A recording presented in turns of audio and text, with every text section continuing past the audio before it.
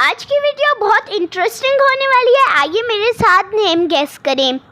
पहले आपको एनिमल की वॉइस सुनाई जाएगी, फिर आपको गेस करना है ये कौन सा एनिमल है।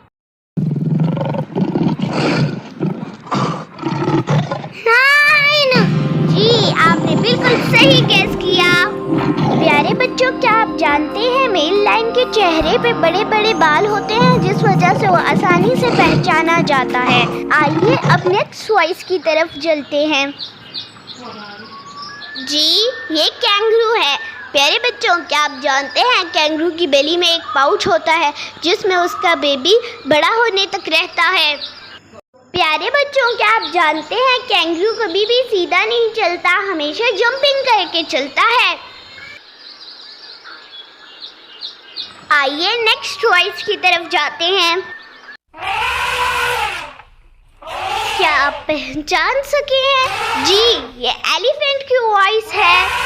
प्यारे बच्चों, क्या आप जानते हैं एलिफेंट का लंबा सा नाक होता है जिसे सूंड कहते हैं।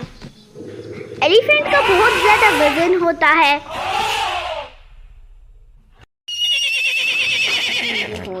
जी, ये हॉर्स है। क्या आपको पता है पुराने ज़माने में लोग ट्रैवल करने के लिए हॉर्स को यूज़ करते थे।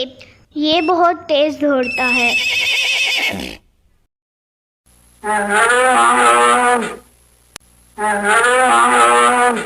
जी, ये काऊ है।